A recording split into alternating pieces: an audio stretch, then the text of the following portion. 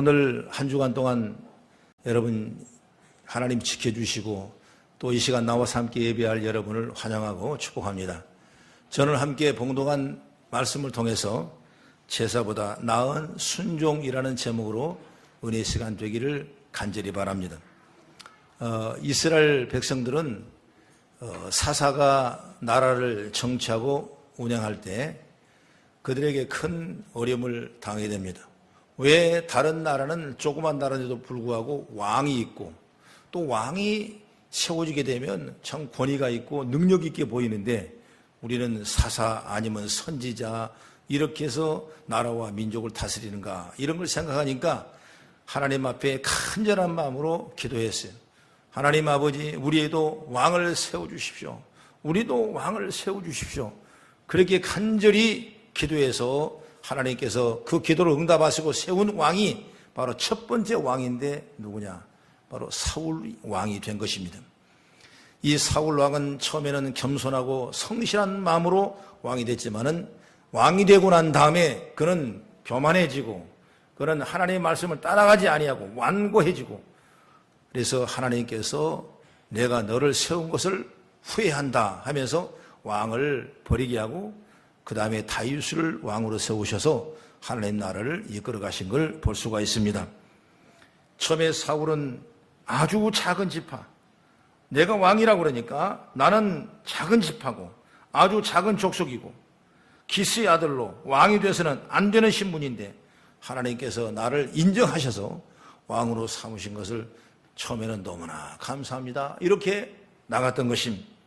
그때 백성들은 사울왕 만세 이렇게 하는 사람들이 있었지만은 그 반대편의 사람들은 이 사람이 어떻게 우리 왕이 될 것인가 그랬어요. 마치 지금 미국에 가면 트럼프가 대통령이 됐는데 취임식을 했지만은 그 다음에 모습 보면은 수많은 사람이 더 많이 모여서 대통령은 안 된다 이렇게까지 나올 정도의 모습을 보는 것과 똑같은 것입니다. 이런 사울을 하나님께서는 내가 세웠으니까 백성들에게 왕으로 세우신 것을 인정받기 위해서 하나님은 큰 계획을 하시는데 어떤 일을 하시냐? 바로 암몬 나라를 일으켜서 유대 나라를 이스라엘을 침략하게 합니다.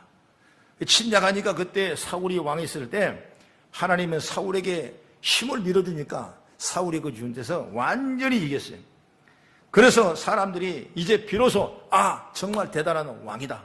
정말 능력 있는 왕이다. 싸움을 잘하는 왕이다. 우리나라 왕이 최고다. 이것을 인정하게 되고 많은 사람이 사울에게 박수를 돌리고 큰 영광을 돌렸던 것을 볼 수가 있습니다. 바로 이렇게 세워진 왕이 사울입니다. 하나님의 철저한 인정과 인도하신 가운데 왕으로 세움을 입은 것입니다. 사울이 백성들에게 인정받도록 하나님이 친히 역사하셨어요. 그런데 왜 왕으로 세우신 것을 후회하셨냐 그 말이에요. 그 이유가 있지 않겠습니까? 그 이유가 뭐냐면 오늘 본문에 읽었던 23절, 22절, 23절을 같이 한번 봉독했습니다. 22절, 23절 시작. 여호와께서 번제와 다른 제사를 그의 몫으로 청종한 것을 좋아하신 같이 좋아하시겠나이까. 순종이 제사보다 낫고 듣는 것이 수양의 기름보다 나으니 이는 거역하는 것은 점치는 죄와 같고 완고하는 것은 사신 우상에게 절하는 죄와 같음이라. 왕이 여호와의 말씀을 버렸으므로 여호와께서도 왕을 버려 왕이 되지 못하게 하셨다. 하나님의 말씀을 버려버렸어요. 하나님의 말씀을 버려버리니까 너도 내가 버리겠다 그 말이에요. 그가 왕이 된 이후에 보인 행동은 하나님의 뜻을 제대로 따르지 못한 것입니다. 잘 아시는 대로 여러분 블레셋과의 전쟁이 일어나자 그는 예배를 드리고 제사를 잘 드리고 그리고 전쟁에 임해야 되는 것이 하나님의 명령이었는데 사무엘 선지자가 와서 제사를 드려야 되는데 기다려도 오지 않은 것입니다. 급한 마음에 우리가 드리면 어떤가? 하나님이 다 제사를 받을 텐데 인간의 생각으로 그들은 사울을 왕을 통해서 제사를 드리고 그 다음에 전쟁에 나갔어요. 그 전쟁에 나가서 대피하고 말았던 것입니다. 왜 그러냐? 하나님의 말씀도 따라가지 않았기 때문에. 이것이 첫 번째 여호와 하나님께서 사울 왕을 후회하게 되는 이유가 하나가 됩니다. 그 다음에 두 번째로 뭐냐면 아말렉과의 전쟁이 일어났습니다. 그래서 사무엘을 통하여 하나님께 아말렉의 모든 생명을 다 전멸하되 다 하나님이 전멸하게 지켜주세요. 그리고 소와 양떼 다 전멸하라. 다 하나도 남기지 말라. 그리고 전쟁에 나갔습니다. 전쟁에 이겼습니다. 그래서 하나님께서 하신 대로 다 했는데 그 다음에 하나님 뜻을 제대로 헤아리지 못하고 바로 뭡니까? 양떼와 소떼 전리품을 다 죽이지 아니하고 챙겨왔다 이것입니다. 이렇게 하나님 뜻을 제대로 헤아리지 못하기 때문에 사울에 대해서 오늘 성경의 본문의 22절 하반절에 어떻게 말합니까? 순종이 제사보다 낫다. 이런 말씀이 나오게 된 것입니다. 그렇습니다. 하나님께 제사를 100번 드리는 것보다 순종이 더 나은 것입니다. 순종은 하나로 하나님의 뜻을 이루어가는 것입니다. 바로 우리도 순종하는 자가 될 때 하나님께로부터 인정받게 되고 인정을 통해서 우리에게 큰 은혜가 넘치게 되는 것입니다. 그래서 오늘 성경의 말씀을 우리 쭉 보면서 또 설교를 들으면서 다시 한번 깨닫고 내가 말씀을 따라가며 말씀을 청종하며 나아가겠다. 이런 믿음을 갖기를 간절히 바랍니다. 그렇다면 순종하는 자가 되려면 어떻게 돼야 될까? 첫 번째로 항상 자신을 작은 자로 여기시기를 바랍니다. 할렐루야. 작은 자로 여기는. 처음에 사울도 마찬가지입니다. 겸손한 사람이었어요. 그가 성실하고 겸손했다고 그랬습니다. 아버지의 이런 암나기 하나를 찾으려고 에브라임 산지 베냐민 산지를 끊임없이 돌아다니면서 아버지의 심부름, 아버지를 효하기 위해서 그렇게 성실하게 다닌 사람이 누구냐? 바로 사울이었던 것입니다. 그만큼 아버지께 또 자신의 일에 마음을 다 쏜 성실한 사람이 바로 사울이었어요. 그래서 사무엘에게로부터 왕으로 세움을 입었다는 말을 들었을 때 그가 어떻게 말합니까? 자신은 이스라엘 지파 중에 가장 작은 베냐민 지파에 속했다 이렇게 말씀했어요. 자신의 가족은 베냐민 지파 중에서 가장 미약하다. 이런 자신이 왕이 되는 일은 내가 있을 수 없는 일 아니겠냐 이렇게 말합니다. 그 말씀이 사무엘상 9장 21절에 이렇게 말합니다. 나는 이스라엘의 지파 중에 가장 작은 지파라. 베냐민 사람이니라. 또 나의 가족은 베냐민 지파 모든 가족 중에서 가장 미약하지 아니하나이까. 당신이 어찌 이같이 말씀하나이까. 이렇게 부족한데 어려운데 미약한데 어떻게 나를 불러서 이 왕으로 세우시려 하시나이까. 이렇게 겸손한 사람, 이렇게 효심이 많고 다른 사람 앞에서 자신을 낮출 줄 아는 사람이 바로 누구냐? 이 사울 왕이에요. 오늘 17절에 그렇게 말합니다. 우리 같이 한번 읽어볼까? 시작. 왕이 스스로 적게 여길 그때에 이스라엘 지파의 머리가 되지 아니하였나이까. 여호와께서 왕의 기름을 부어 이스라엘의 왕을 삼으시고.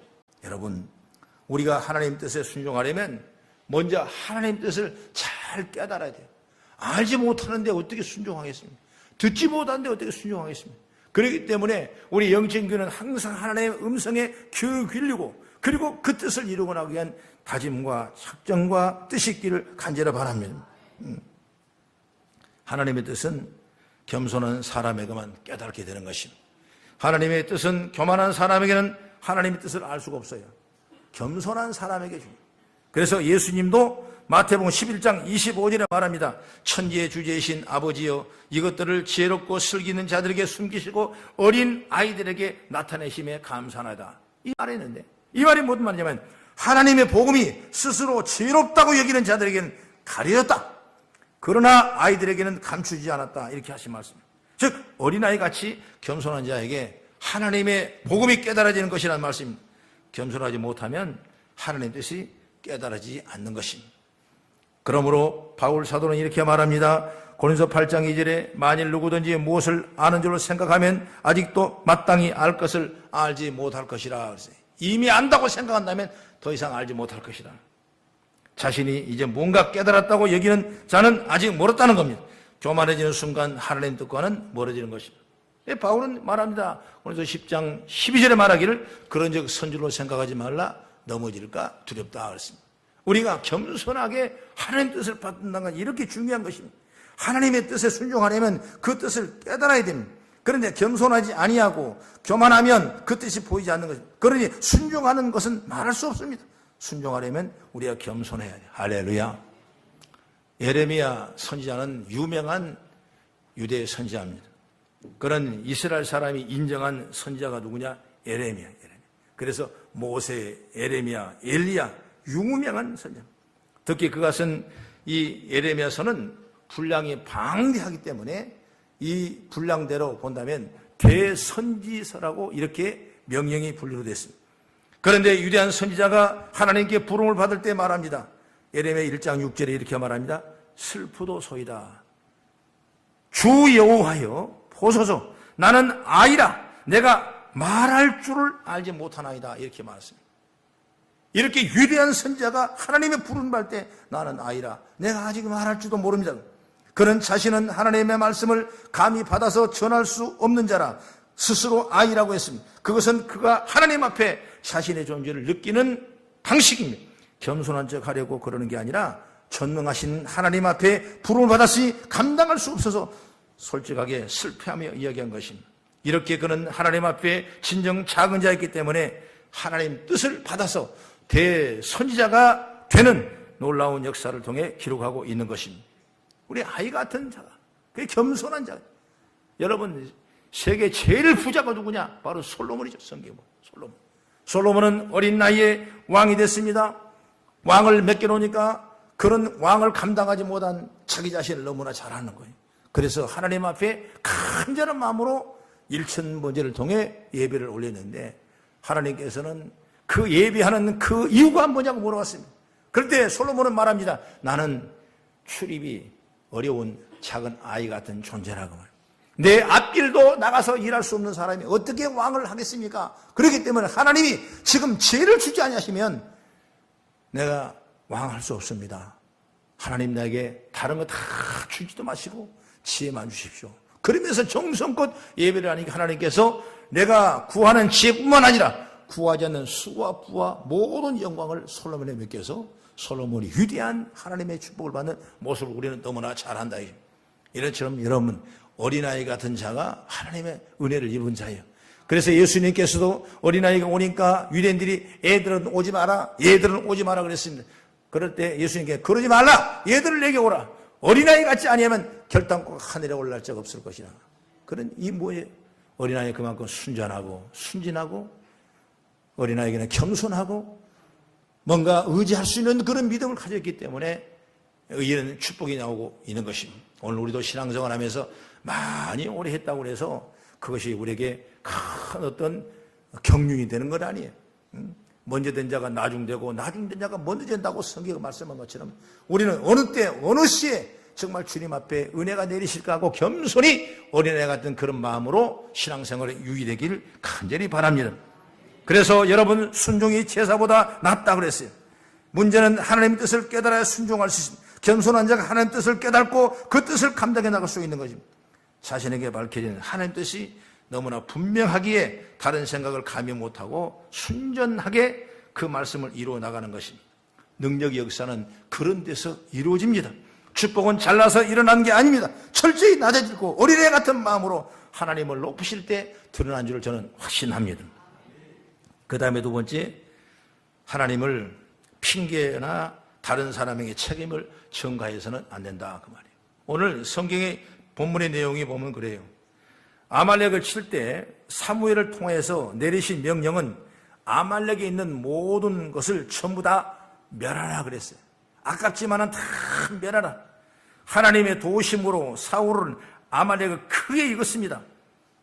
하지만 아말렉에는 살찐 소와 살찐 양을 보는 순간 마음이 달라졌어요. 사람이 갈 때하고 올 때하고 마음이 달라지는 거예요.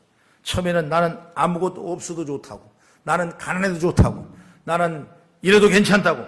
그러지만 뭔가 물질과 명예와 권능 앞에 딱 나타나면 사람이란 게 욕심이 세워질 때가 많은 것입니다. 그래서 다 죽이기가 아까운 겁니다. 그래서 그들은 전리품으로 챙겨 끌고 옵니다. 그리고 개선해 옵니다. 우리가 전쟁 이겼다, 승리했다, 이렇게 그냥 봉우도 당당하게 개선문을 들어오는데 사무엘이 가만히 귀를 들어보니까 어떤 소리가 나면 개선에 들어온 환영소리뿐만 아니라 그 속에 소 우는 소리가 나고 양이 우는 소리가 들리는 겁니다. 아니 이게 무슨 일인가? 어찌 소가 울고 양이 우는가? 물어봤던 것입니다. 그러자 대답합니다. 사무엘상 15장 15절에 봤어요. 그 위에 바로 15절에 보니 어떻게 말한가?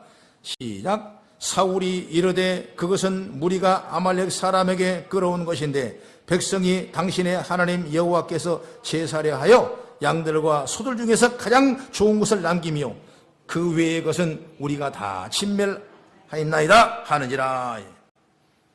사울은 하찮은 건 다 진멸했지만은 살찐 것을 죽이기 아까웠습니다. 왜 그러냐?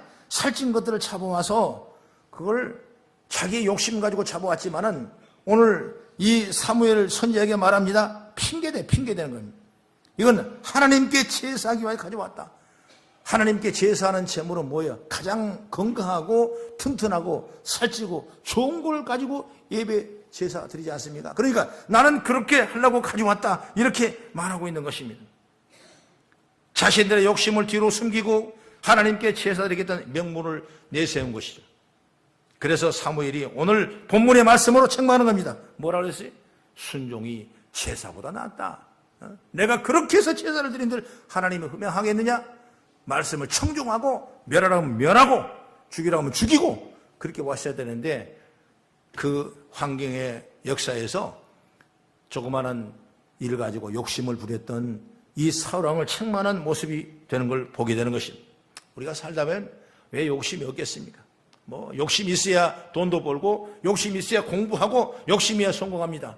그러나 항상 우리가 중요한 건 뭐냐면 하나님의 명령을 먼저 준행할 수 있는 믿음을 갖기를 바랍니다. 하나님 우리를 축복하시자 그러지 우리를 버리려는 것이 아니에요. 하나님의 마음은 본심이 아니에요. 내 고통과 연약함과 슬픔은 우리 하나님의 본심이 아니라고 했어요. 그렇기 때문에 우리가 축복을 받아야 마땅하지만은 늘 하나님 앞에 기도하셔서 하나님 앞에 뜻을 이뤄가는 아름다운 모습이 되기를 바랍니다.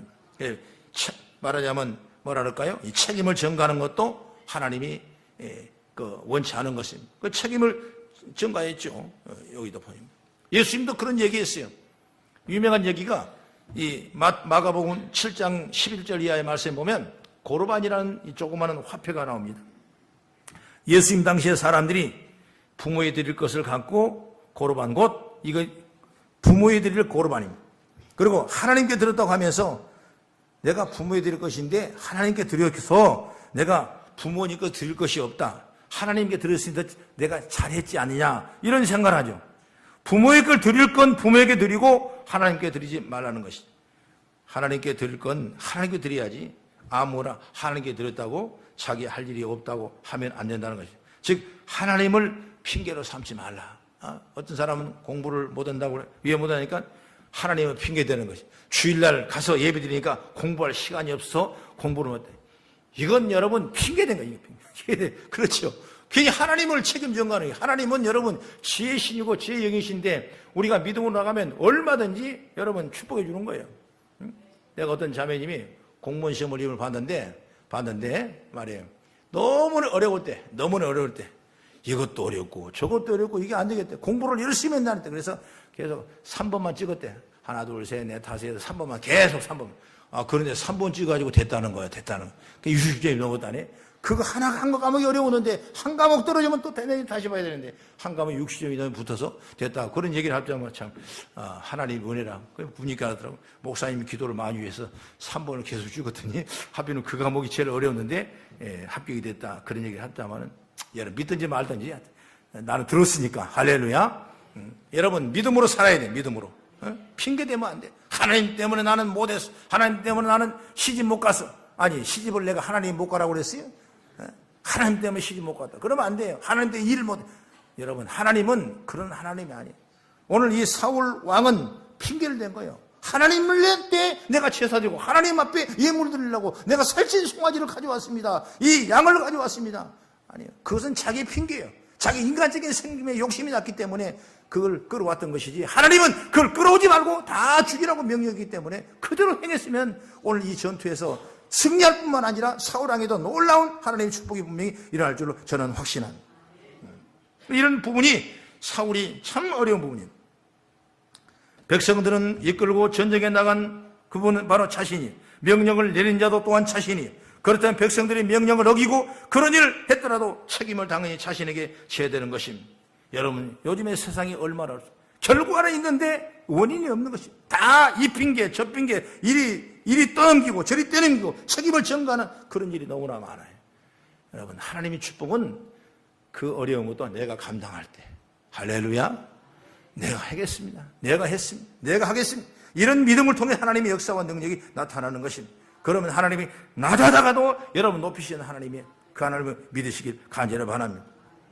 사울은 자신도 같은 마음을 했으면서도 사무엘이 책망하자 백성들이 그렇게 했다고 하면서 자신은 쏙 빠지는 것입니다. 다른 사람 핑계를 돌리는 것입니다. 성경에 처음에 나오는 아담과 하와가 나오죠. 왜 아담과 하와가 어떻습니까? 실과의 나무의 열매를 먹지 말라, 먹으면 정말 죽으리라 하면서 그걸 먹어버려. 그리고 에덴 동산을 실롱을 빼앗겨버리고 온갖 인류의 죄의 씨가 생기는 첫 단추의 시간이 된 것을 보게 되는 것이죠. 비극은 여기서부터 시작되는 것입니다. 어떻게 시작되냐? 아담은 왜 그렇게 했냐 그러니까 하와가, 내 아내가 이렇게 하자고 했습니다. 그래서 먹었다. 또 하와가 물어보니까 하와는 뱀이 나와서 지혜로운 뱀이 이게 가장 지혜로운 것이라고 이거 하나 먹으면 하나님이 될 거 하느라 이렇게 얘기했으니 핑계입니다. 누구도 자신이 잘못했다고 하지 않습니다. 그 결과 인류는 죄의 부패성이 아래 놓이게 된 것입니다. 우리가 신앙생활 하다 보면 조금 잘한 거 있으면 내가 잘한 것 같고 느껴지고, 조금 못하면 또 남의 핑계대고, 우리 생각도 그럴 때가 있더라고. 누구 때문에 못했고 누구 때문에 안 됐고 이런 거예요. 그것이 바로 좋은 일이 아니에요. 바로 내가 돼. 할렐루야. 그러므로 정말 우리가 나를 통해 주님이 축복하신다는 확신과 사실을 믿고 나가는 믿음의 지혜가 열리길 간절히 바랍니다. 그러므로 우리는 하나님 앞에 책임 있는 존재로 서야 됩니다. 그래서 하나님 앞에 자신을 돌아보는 자는 잘못 인정하고 또 내가 잘못했다는 걸 깨닫고 그때 하나님 앞에 무는 자가 되길 바랍니다. 그래서 하나님은 그런 자에게 새롭게 일어날 힘을 주시고 주의 능력을 공급해 주시는 것입니다. 그 다음에 세 번째 중요한 얘기가 뭐냐면 나의 생각을 버리고 하나님만 의지해라. 이것이 순종할 수 있는 놀라운 방법인 것입니다. 왜 순종 못합니까? 나의 생각이 버리지 못하니까, 나의 생각이 너무 강하니까 하나님의 말씀을 멀리 보이게 되는 것입니다. 그러나 나의 생각을 버리면 가까이 온 사람 누구냐? 하나님의 말씀이 가까이 오게 되는 거예요. 여러분 사업도 그렇게 하십시오. 내 생각보다는 먼저 하나님의 지혜를 구하십시오. 우리 자녀들도 내 지혜보다는 하나님의 지혜를 구하십시오. 그러면 내게 엄청난 지식을 지혜 가운데 풀어먹을 수 있는 것입니다.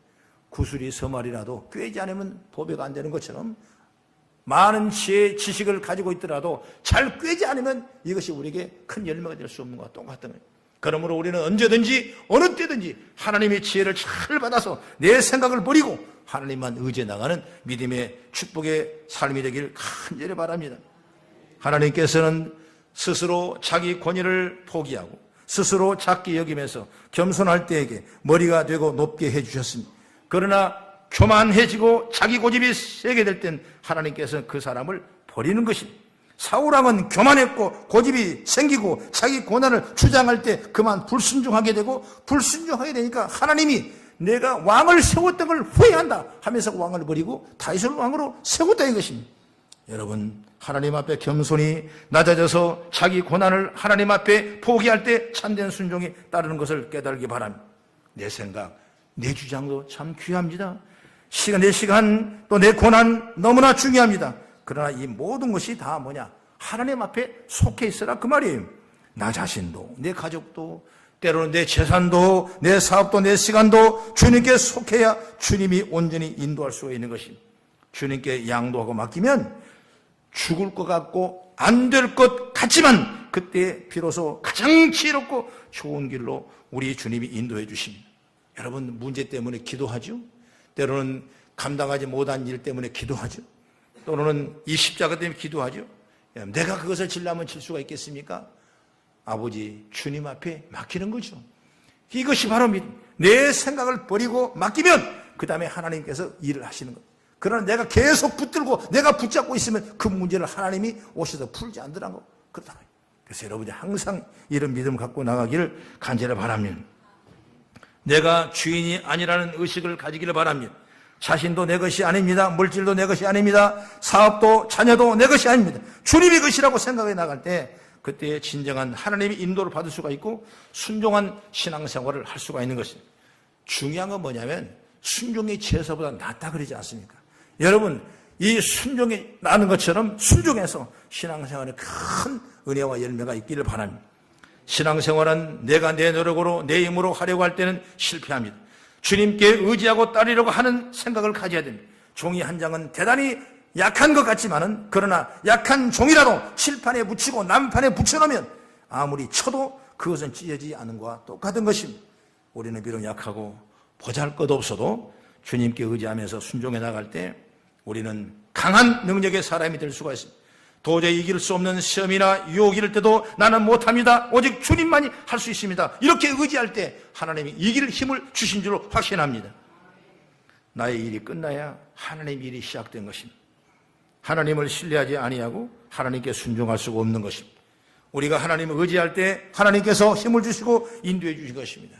요한복음 15장 5절의 말씀 보면은 예수님은 포도나무여 나는 가지라고 했고 나를 떠나서 너희가 아무것도 할 수 없다는 말씀이 있지 않습니까?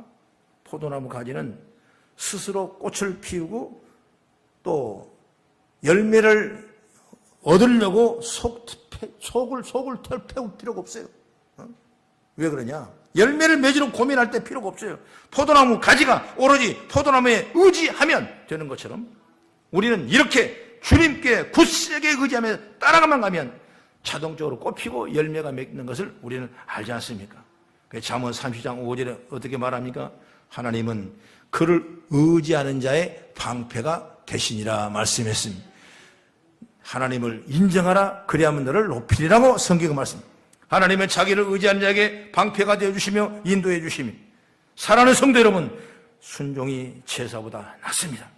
겸손합시다. 그래서 하나님의 뜻을 깨닫고 순종합시다. 하나님을 핑계 삼고 책임을 전가하지 맙시다. 자신의 부족함을 가리려고 하지 말고 그대로 내놓고 다른 사람의 책임을 떠넘기지 말고 스스로 책임자가 됩시다. 그리고 하나님 앞에 우리 의지하여 믿고 나간다면 하나님께서는 큰 은혜로 하나님의 은혜의 축복을 허락해 줄 줄 믿습니다. 그래서 오늘 순종이 제사보다 낫다. 100번 1000번 예배를 드린 듯 우리에게 무슨 필요가 있겠습니까? 하나님의 말씀을 순종하는 것이 시작되지 않다면 우리 예배가 아무 필요 없다는 것을 우리에게 말씀해 주고 있는 것입니다. 우리의 선한 일들이, 선한 행할 적선한 일들이 여러분 하나님의 말씀을 떠나서는 아무 필요 없다는 것을 우리에게 보여주는 것입니다. 그러므로 항상 우리는 말씀에 따라가며 순종하며 주의 뜻을 이뤄가는 아름다운 모습으로 2017년에는 여러분들의 환경 속에서 기적을 이뤄가는 은혜를 체험하기를 주의 이름으로 축복합니다. 기도하겠습니다.